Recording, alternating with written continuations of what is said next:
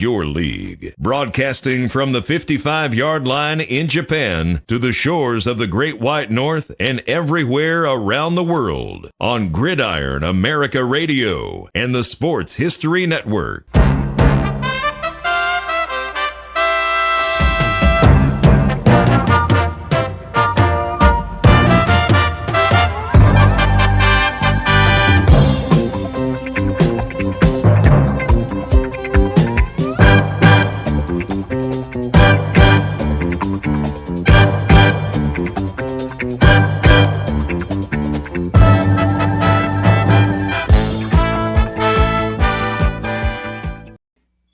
Hey, everybody. Welcome back to Gridiron America Today. It is Mike, Dave, and I, and we're finally getting caught up with Mike after his trip. As the title of this episode says, Mike goes to Washington. So Mike, getting caught up with Mike after he went to the UFL championship, had a little adventure in D.C. before the championship, and then, I don't know, somewhere in there he slept maybe a couple minutes and then went back home. So Mike, good to see you. Good to see you back home. Dave, good to see you guys. Been a good week since we talked.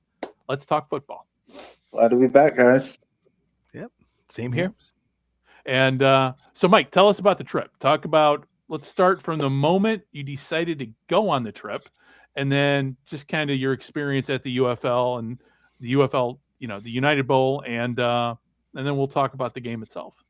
Yeah, the last few years, I've definitely wanted to attend the United Bowl, and I figured this year's as good as any other year. Let's do it. So I went solo, but it was well worth it. As soon as I landed in D.C., I got acclimated. There were already advertisements for the United Bowl, so the city was definitely pumping some good vibes throughout the city for the game, and it didn't disappoint. Just even before I entered the stadium, you've seen tons of fans throughout the city rocking their mostly Defenders jerseys. There were a few Louisville fans that I've seen, but it didn't disappoint in any way. I think the hospitality, Washington would seem like it was a great fit for the championship game, and I think, like we talked off there, I think Mike Rapoli is starting to turn the ship around for a positive experience. And I'm excited to see what the future holds. But it was from start to finish. The weather held out on game day, and a little sunny, a little warm, but that's football. So it was fun. And when you got, past UFL championships and past XFL championships haven't been, I would say, Dave, help me out if I'm trying, what's the word I'm searching for? Have been kind of underwhelming as far as a finished product goes. But this year with the UFL, at least what I saw on TV, and Dave, I believe you could say the same thing, what we saw on TV was, oh, wow. Okay, people, a lot of people there, people having a good time. The sun was out. And most importantly, it was a good game. So what did you see? What was your experience being there live and just kind of taking it all in as a spectator? Yeah, so it had more of a presence to it than just a spring football. When you think spring football, it has a certain altered sense to it. But this felt like a championship game. It felt like there's a lot of NFL potential out there, both on the players and the coaching staff. There were some celebrities in house. Brian Mitchell, he made an appearance. Darryl Green did as well. So there were some Washington legends in the house. The media, the well-known guys for ESPN and ABC, they were there. But it felt like a really good atmosphere. It didn't feel like your typical spring league. So nothing but good things to say. I would compare it to going to a big college football stadium, the same atmosphere. Oh, nice. It was, yeah. So words can't describe it, but it was a great environment. It felt hostile at times, especially if you were a Louisville fan, but I don't know. It was just great all around. So, yeah. Yeah. And so before, and those who are listening on the audio on the podcast can't see any of us. And one more thing before I go to that. If you're hearing a clicking or staticky on Mike's end, that's because he's got storms coming through his area. So that's factoring into the audio on his end. If anybody is wondering, if it's nothing wrong with your audio, it's Florida summer affecting Mike's comms down there. But one of the things people can't see unless they're watching the live streams on either on Twitter, over on X, or on YouTube, or over on Twitch right now, is the fact that you're wearing your United Bowl T-shirt that you got for free for being one of the first 7,500 to be there at the stadium. Nice. Free is always good. Yeah. Speaking of free and cost, how much were the tickets? How much was one single ticket? So I think tickets started at $20. I got you in general admission, like where the beer snake was, which again, that's the biggest beer snake I've ever seen. And they had a great time. I went the club route just because,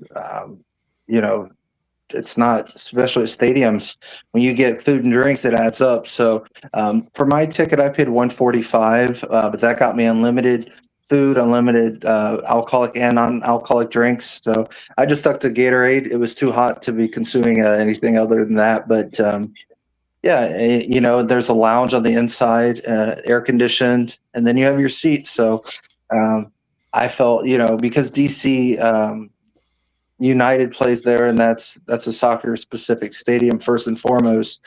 I think if you're in those first very few rows, you're basically on field level with the players, which is a cool experience, but you're not necessarily getting the best view possible. So right. I think with the club level, it's the equivalent to going to be your front row, your first few rows at a regular football stadium. So great view, great food, and, indoor lounge with AC if needed. So definitely hit that up a few times, but man, it felt like a high caliber football game. It was exciting. The vibes were great from start to finish. And the halftime show, a lot of people, I guess from the television input, they were saying that it sounded like he was 50 Cent was lip syncing. He wasn't. He was a little hoarse, so maybe they were trying to correct the audio. But it was a great halftime show as well. And with the halftime show, I mean, when halftime started, did a lot of people just go for concessions or just hang around, stick to watch him play? They stayed in the seats. So a lot of people, including myself, ventured in the bathrooms about 3 minutes left before halftime. And then a lot of folks on the lower level that I was mentioning, they got to go on the field. So that was a cool experience for them. But everyone else in the stadium, I was looking around. I didn't see any empty seats. So they all were very intrigued to watch a good halftime show as well. And so that leads me into my next question. Let's talk about the game itself. The game did not disappoint. I even would dare say this might have been the UFL's 1958 moment, where it was a good game. It was a full stadium. It was on national TV, and the ratings were good, and people were obviously tuned in. And the only reason why, probably the fact that the game wasn't at night, is because you had the NBA finals going on right after that. So the UFL got pushed to the daytime. Guys, Dave, Mike, let's start off with how the game started and, kind of how it progressed. Because at first, when that game started, it looked like DC came out swinging. Yeah, so DC scored, I believe, on the first drive. Louisville was down 16-7 at halftime, so they overcame the deficit. But in the meantime, Louisville scored 6 points off turnovers. That was the big the theme for this game was turnovers.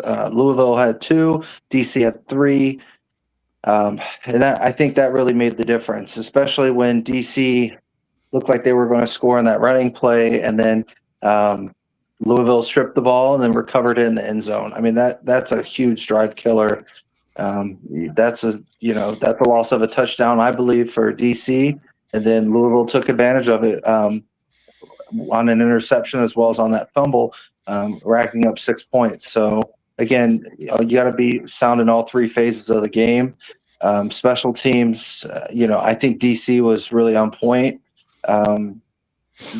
When you look statistically, DC had more rushing yards as well, and then Louisville had more passing yards. But again, it's the points off the turnover, the differential that I would say made the difference.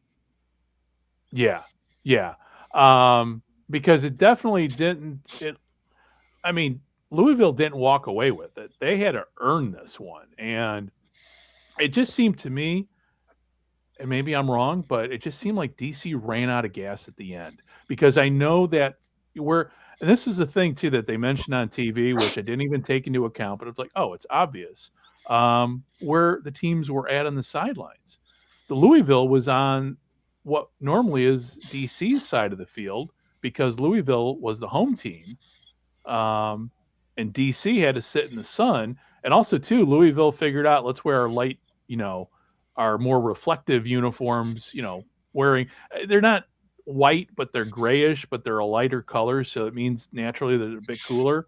And DC is sitting in the sun with their bright reds.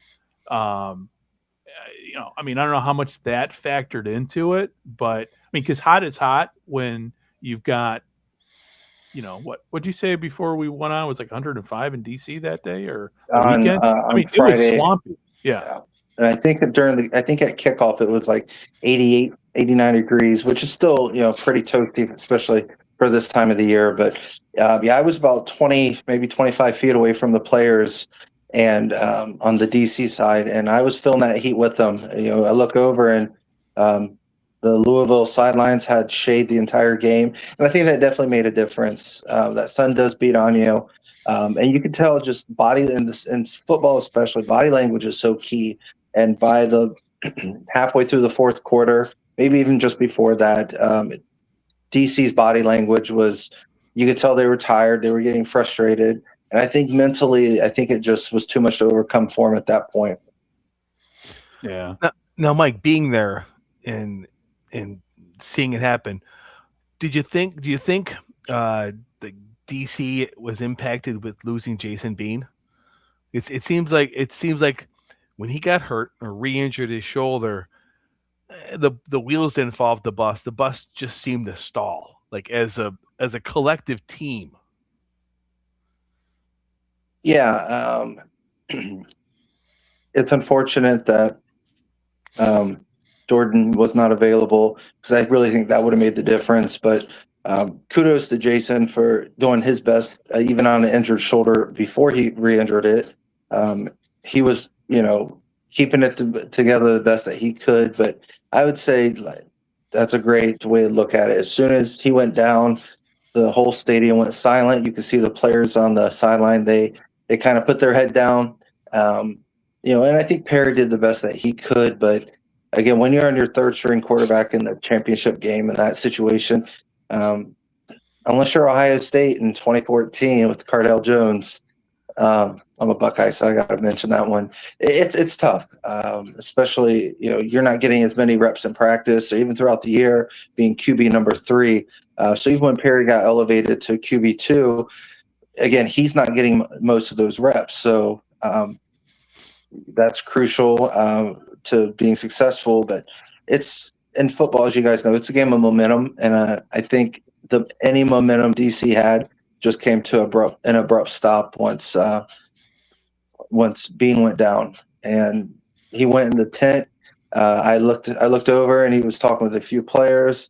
They were shaking their heads, and I think they all knew at that point that he was done for the game. So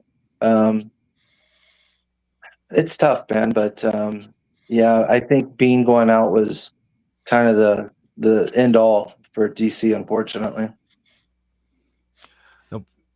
My other question, I have a couple other questions for you being at the game. What was the best food item that you were able to have? Listen, at any football game, you cannot go wrong with hot dogs. They didn't have burgers, so I'll take hot dogs. They had some barbecue chicken, corn on the cob, some stuff like that, but give me hot dogs. No bratwurst? I did not see any bratwurst. They had a lot of Bratwurst. salad bar items, but I don't eat salad, especially at a football game. Yeah, yeah. Maybe bratwurst and Polish sausage is just a Chicago or Midwest Milwaukee thing. That might be something for the Indiana Bears. Yeah, could be. Yeah, yeah. Well, we'll see if that actually happens because now there's talk, but that's a whole nother conversation. So, Mike, any more about the game? Any final thoughts about the game? I mean, it was. I mean, I think the three of us can kind of agree this was the UFL's. This was spring football, 21st century spring football's best season yet in terms of since 2019 with the AAF. It started off so strong, but that was a house cards that fell before it could even get to the finish line. But I think to me, this was like, okay, it's arrived. This is going to work. And you know, as I'm thinking that, I'm also thinking of the podcasters and the media and the media people who this year just kind of tapped out to the UFL. And for as much as I've had my issues and with some of them, I always loved their commitment, always loved their passion. Didn't always, there was always a difference between opinion and fact, which a lot of them, on PR and news, which a lot of them just could not figure out where the dividing line was. But I kind of felt bad for them that they really weren't around for this season because I would have really loved to have heard their perspectives. Reed Johnson over at the Markcast, Mike Mitchell, who I don't know, he's not even on X anymore. So I don't even know where he's at anymore. But these were the guys that have really, in the last 5 seasons, devoted much of their professional and personal lives to following the spring football in the UFL, the XFL, and the USFL. But unfortunately, and John Lewis, obviously, we know he's still following because he's a huge Louisville Kings guy, but he had issues, family issues, which you talked about on his YouTube page that kind of were pulling him away from covering the league for the rest of the season. We know he'll be back hopefully sooner rather than later. But yeah, no, the guys that had really covered it, a lot of the guys that, they weren't around this season. I felt bad for them because this was the season the UFL has arrived and validated a lot of what they have done over the last 6 years. You guys, what do you guys think? Yeah, I think patience is virtue, and it's. I feel like we turned a new page finally, starting with the postseason. More so even before the championship game. I think we had 2 really good, solid conference championship games, and I felt like that set the tone not only for the championship game, guys, but also for the future of this league. It feels like it's a new chapter's been written, a new page has been turned, so to speak. There was an announcement that after the game, this was yesterday, I read, D.C. has already got 8,000 new season ticket holders. So, I mean, that's great to hear. That was especially for it being the UFL and spring football, that was the most amount of media I've seen on a sideline. So different media outlets throughout the country, and even further than that, were there just exposing the sport for what it is. And even props, even though they may have confiscated my selfie stick, props to security as well for holding it down. You brought a selfie stick. Oh man. So I use it. I'm using it right now. I was able to get it back at the end of the game. All right. But I use it more for a stabilizer for when I'm on videos like now. So yeah, it's easier than just trying to hold a phone. But oh yeah, that's true. I went through security. They said it's fine, and then there was a level 2 type of security. They said you can't have that. We need to confiscate it. I'm like, I understand. I didn't want to argue. Didn't want to be that guy. So no. They said you can get it at the end of the game. Because no matter what, if you argue, you're still going to lose the argument. That's it. Because they're the gatekeepers and they don't care. So you just take it on the chin, and it is what it is. But kind of going back to coming full circle, rather. Again, I feel like this is the start of a new chapter. It's exciting. Rapoli mentioned that he doesn't believe any of the teams are going to be relocating and then starting in 28, I believe. We're going to have Oklahoma City, and then another team to be announced. So I think the future is going bright. That's my 2 cents. Yeah. Okay. All right. And okay, so we had the UFL championship and the United Bowl, and that actually wrapped up the entire weekend of football. But we started off the weekend of football on a Thursday night up in Canada, up in Winnipeg. And Mike, were you able to watch the game before we get into it? Were you able to watch the Winnipeg game? I was not. I was fully focused on this past weekend with the championship, and now that is the dust is settled with that, my focus is now segueing into the CFL, trying to get caught up with that and going full forward with that from now until the Grey Cup. Okay. All right. Well, let's start up. Well, Dave and I we'll carry the load on this, and you ask us the questions. Then, if you've got a question about the game, ask us, because I've got the team stats up here right now and the player stats. Dave, in watching this game here, Hamilton made a statement. They came out swinging. They sure did, and to be honest, this was probably, I mean, it was still a very good game, but the least exciting of the 3 games over the weekend. True. True. No, but it was definitely a statement, definitely a statement by Hamilton. Basically, just where they are after last week, coming in, Bo Levi Mitchell not getting a touchdown pass, is still having a very good game stat-wise, but the turnover left a bitter taste in their mouth, especially in overtime, which ended up losing the game. But to go into Winnipeg, regardless of where the Blue Bombers are with their roster, to go in there and win with I think it was their 15th consecutive sellout is impressive. And to do it in that fashion, to score 37. And to do it in a Winnipeg sort of way, because I'm looking at the stats. Man, I didn't realize until I looked at it here just how much Hamilton ran the ball and how much they got on the ground compared to Winnipeg. I mean, the net offense, I mean, it's the numbers. Usually you see the reverse with the numbers. And, you know, the Blue Bombers pass more, but I mean, the rushing game and the giveaways by Winnipeg, and even I think, and the sacks too. Those, yeah. Well, and I think it's going to be. I think people are going to. I think they're going to be surprised to see how much Winnipeg's offense is going to change this year under Tommy Condell. He's the new offensive coordinator. He is more of a passing offense style than running, which is, if you really think about it, having Brady Oliveira as your running back, and then to go, okay, we're gonna throw the ball more and not give it to him. You're like, are you kidding? He's one of the best running backs in the CFL, if not the best, and he only had 32 yards. And Condell has a spread offense. He's going to use Collaros, and he's going to use. They have bringing over Tim White. They have Nick Dembski. They have great receivers, and I think they're going to sprinkle in the run. And in a non-Brady Oliveira way, he had 6 receptions. He had 8 rushes and 6 receptions. So I think you're going to see a different Winnipeg style on offense. And as you said, it was just ironic that Hamilton beat them playing Winnipeg Blue Bomber ball in their stadium. I mean, I'm still a little upset that I misspelled. I didn't realize it's Roundtree, Hamilton's running back. I thought it was Roundtree with a D.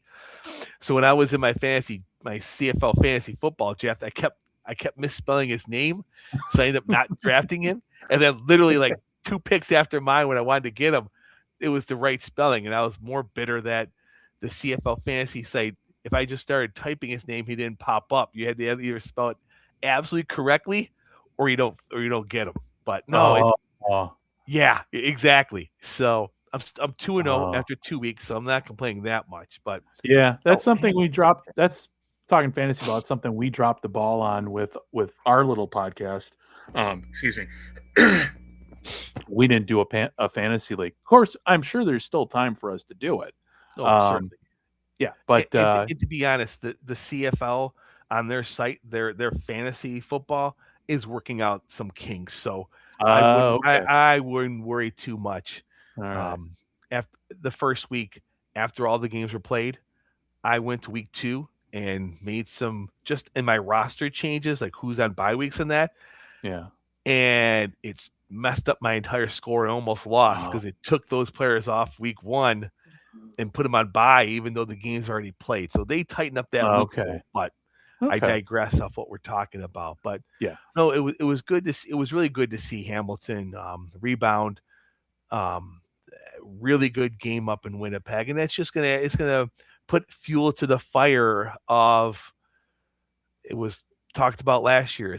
In Winnipeg's now 1 year older, and that's just what it's going to be. But the flip side of that is, as we progress through these games this weekend, it's a wide open. The CFL is going to be wide open, and it's going to be about execution and who can execute on second down. And honestly, I think you're going to see more of it. Who's going to go for it on third down more? I think you're going to see teams be a little more risky because that's how close these games are. It's going to be.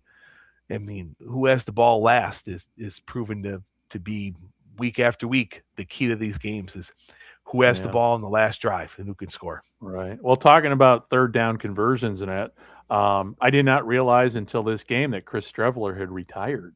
So he was, I think it was Chris Streveler Day there at Winnipeg for him. But, talking about talking about the third down and getting the third down, it's the first thing I thought, like, oh yeah, that's right. Chris Streveler retired because he was the ultimate first down getter with Winnipeg. Yep. Now that falls to Tommy Stevens. So yeah. Well, I mean, the third down game. I mean, it's still a 4-down game in many ways. So because normally, I mean, having the ball, when you line up in Canadian football, you're a yard apart. So that makes, excuse me. It doesn't. That's why Canadian football is in many ways so different than American football because of that 1 yard between on the line of scrimmage. So, so that gets me into my next thing here. We've got Toronto versus Montreal, the second game. I'm going to cough here. Dave. I'm going to let you pick up the ball on this one to start us off. No problem. I would have. This would be my vote for the game of the week. It was outstanding. I think I messaged you guys like the moment the game ended. Oh yeah, Chad Kelly and Davis Alexander, almost 900 yards combined passing. And granted, I mean the running games weren't there. Both teams ran for about 60 yards apiece, but the offense, it's especially when there's a lot of question marks. A lot of people picked Toronto to go 4-14, 5-13. Like there's just wasn't a lot of faith in what Toronto could do with such a overhaul of the roster and Chad Kelly not playing for over a year. And to be honest, the American bias that a lot of the Canadian broadcasters and teams have towards him. I mean, understand he's had a lot of issues over the past, and there's a lot of people in the CFL who don't think he deserves to still be playing.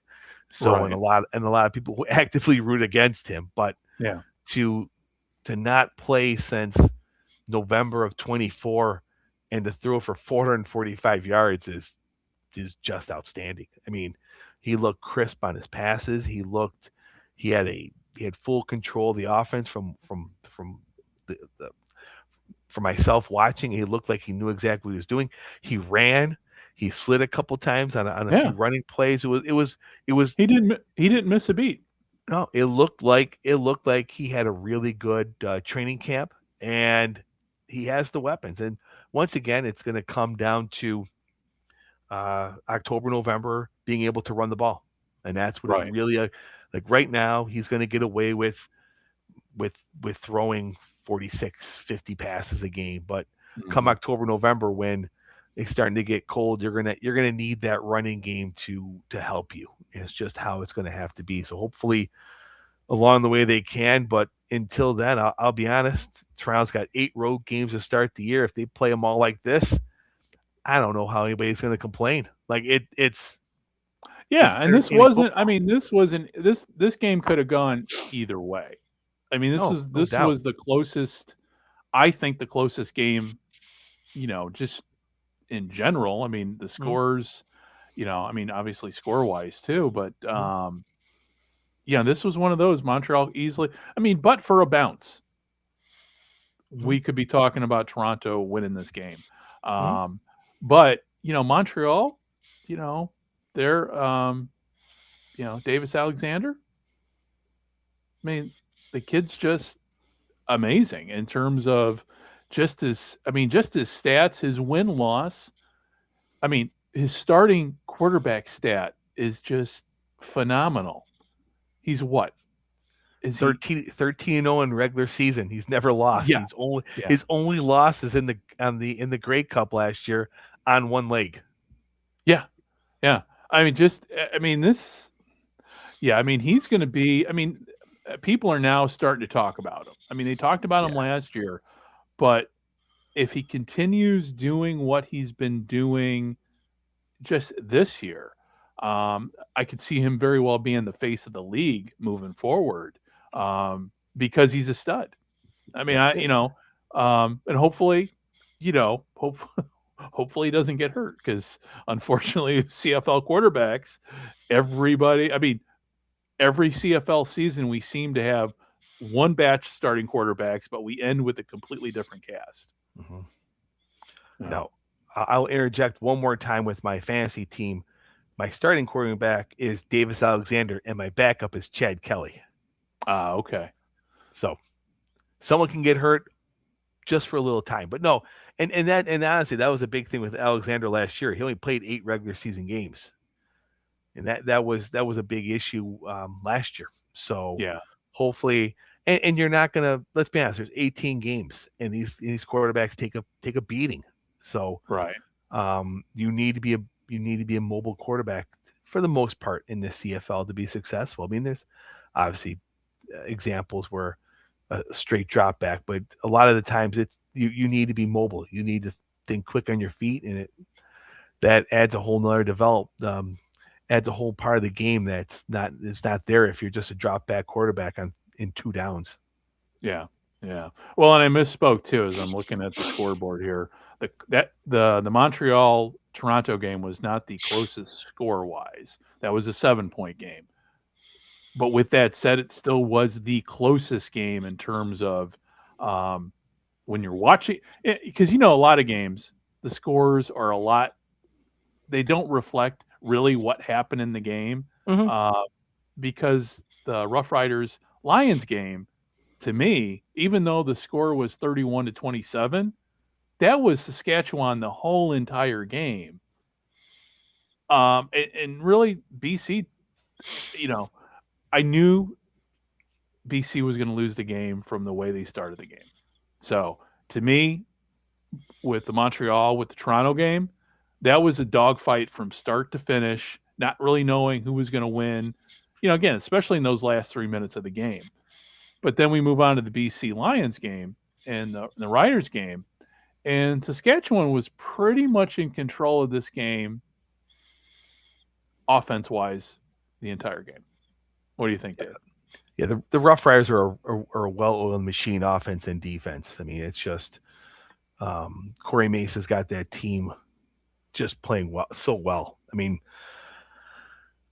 it's going to be interesting. Once again, a lot of these games are going to take place and see who's going to be home to get that opportunity. So if this game was in BC Place and it was a 1-score game, I can see Nathan Rourke taking BC down the field and doing that. But Yeah. once again, in this game is another example where The team that ran the ball better won the game at the end of the day. All 3 games, the Right. team with most rushing yards won the game. So No. no.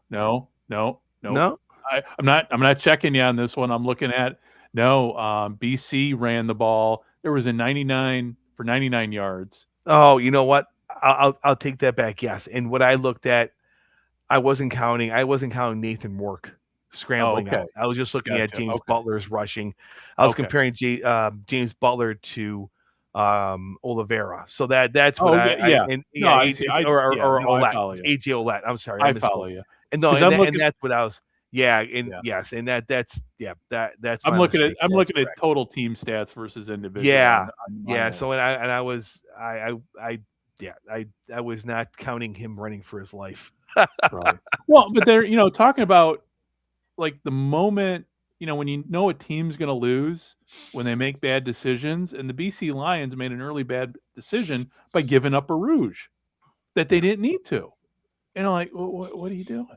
What are you doing? Because I'm a BC Lions fan. I'm like, and I knew that was going to haunt them the rest of the game because it was a 4-point game instead of a 3-point game. Yeah. I'm curious. I'm curious with that if some of that had to do with not understanding the rules. Like I think that's what it was. I mean, you bring in players and if you're Canadian, you're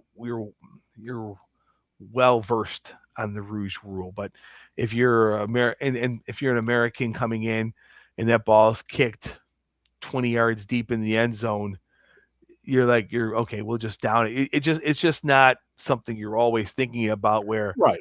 Oh man, I gotta get this out. Or at what point does the coach, and like I said, I'm not there in practice. The coach might be saying, look, if you're more than 10 yards deep in the end zone, give the point, get the ball at the 40, then get out to the 7 and put yourself in a hole. Like I just don't. It's one of those. It's one of those things where I'm not there to see what the thought process is, but turned out to be a big point at the end. Yeah. I mean, it's easier to go for a field goal than it is for, than a touchdown. But I think really what this game showed me is Saskatchewan has not lost a step. BC still has a lot of, I wouldn't say growing up to do, but they're not there yet. And I'm a Lions fan, and I the one thing the Lions had going for them this game over Saskatchewan was the uniforms, because BC came out in their new whites and with their silver helmets, and they look sharp. But besides that, they were not the better team that on that day. But no, this season's it's going to. But all the games were close. And realistically, even with the BC Lions game, I mean, but for maybe a bounce or two, this game could have easily gone the other way. But with the Riders Lions game, to me, it was the Riders all the way, because I knew they were going to win after that first kickoff, just the way they punched the ball in. They got the first score, and after that first score, I'm like, yeah. So BC was kind of pretty much playing catch up the entire game after that. But yeah, no, it was a good week overall of football. 4 close games, 4 good games. I mean, entertaining really from start to finish. And, hopefully we got 4 games coming up this weekend, which I don't even know if we really need to preview, because, again, we're still in the early stages of the CFL season. But I think the key takeaway from all these games the last 2 weeks is I haven't heard of any major injuries from anybody. And I think that's as we move into week 3, which to me is always kind of the start of the real CFL season, because it just seems to me the first couple games are still kind of preseason. People are still figuring stuff out. As we move into week 3 and deeper into summer, that's when we're going to start seeing, some more injuries. So any final thoughts on any of the games that we talked about? What I will say is it's great to see, and this was, I think, the UFL had this all year and the CFL's had this to start the year, is consistent, reliable offensive play. I think that's really helped. I think it's helped the UFL many times over, and just typically it's always been the defense that came out firing on all cylinders, and the offense had to play catch up, and it took forever. But throughout the season, it was really good to see offense running the ball, passing the ball, scoring points. I think that was great to see. And the same thing with the CFL. The CFL it's always been more of an offensive league than, say, the NFL, but it's been really good to see. I mean, defense are still making stops.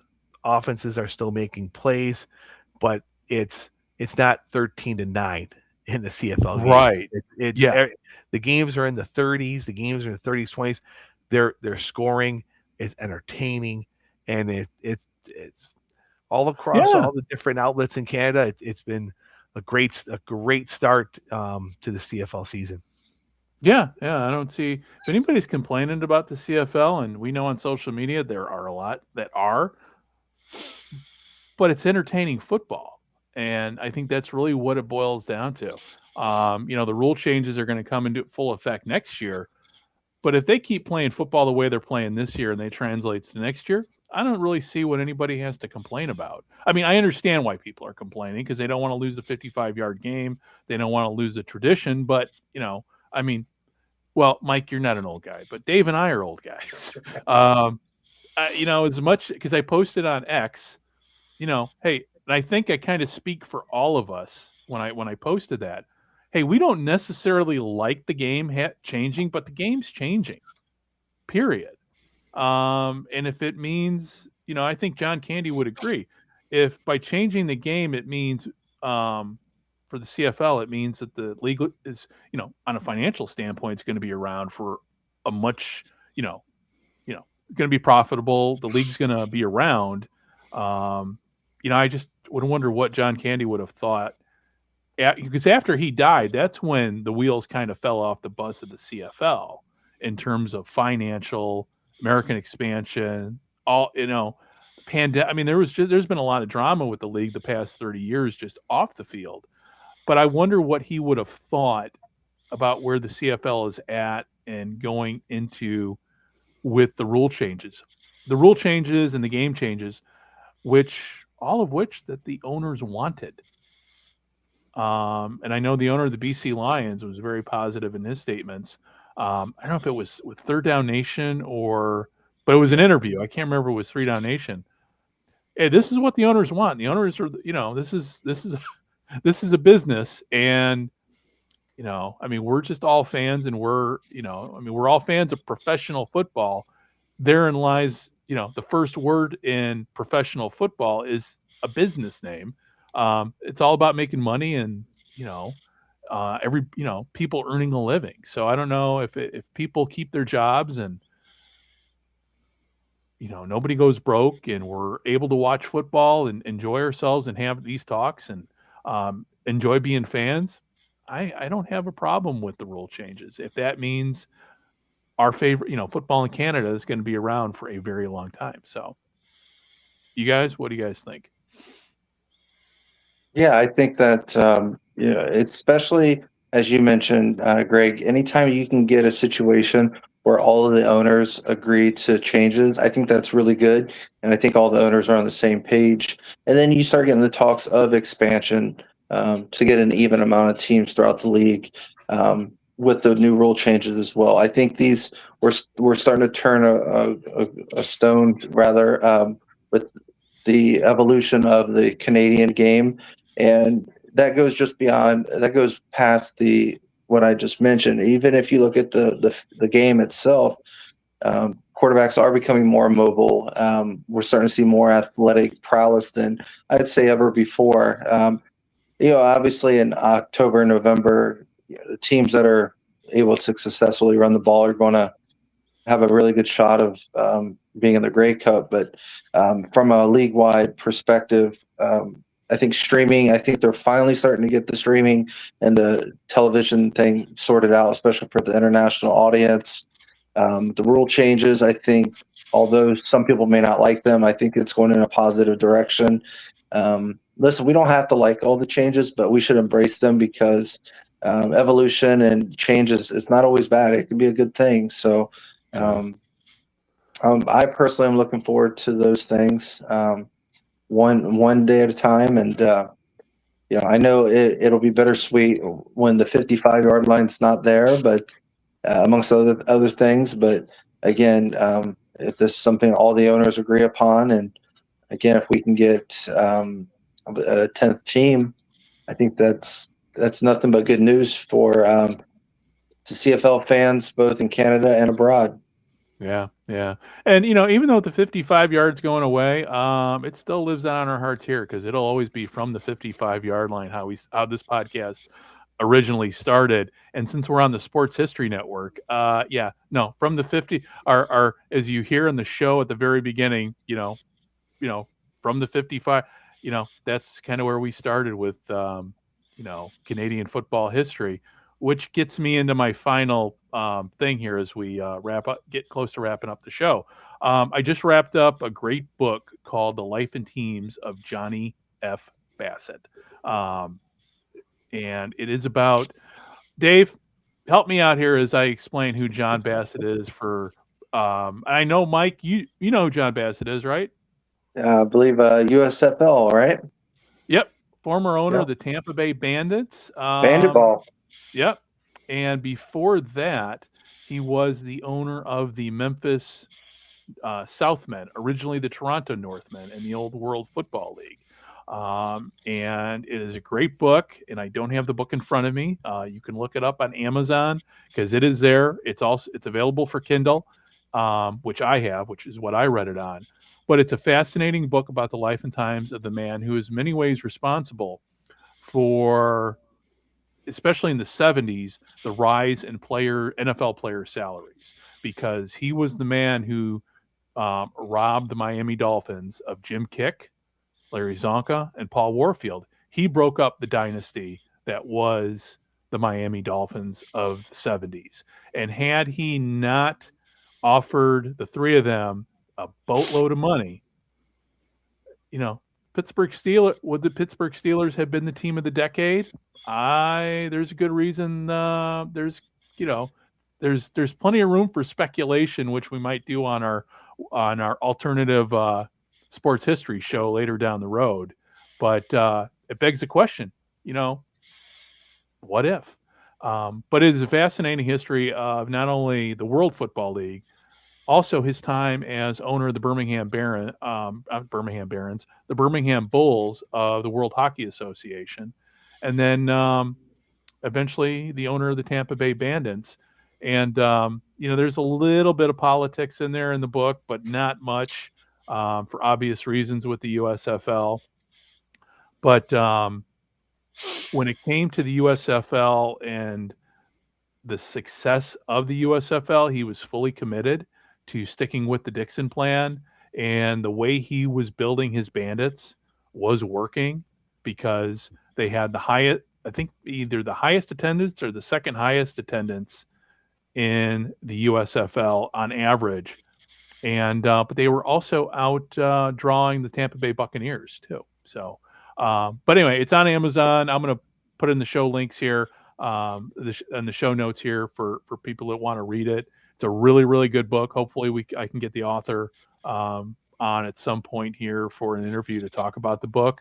So if you guys can read the book, that'd be awesome too. It'd be nice to sit down with an author and talk about the book, because it's must reading. If you're a spring football fan, I think it is must reading. So, all right. Well, listen, with all that said, any final notes, any final words before we wrap up here? This is our first live stream using a new streaming service, using Streamlabs this time. So hopefully, fingers crossed, that I hit the end stream button, things will go exactly the way we want them to go here. So final thoughts, guys? Dave?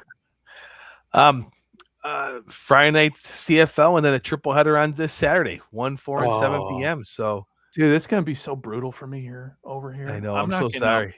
Oh man, that's the worst part about being on the opposite side of the world is like my wife would be like, "Are you going to get up and watch a game?" I go, "No, I'm not getting up that early to watch a game. I just can't." So, but thank Well, God for CFL Plus and on demand for the next 48 hours after the game, I can still watch the games.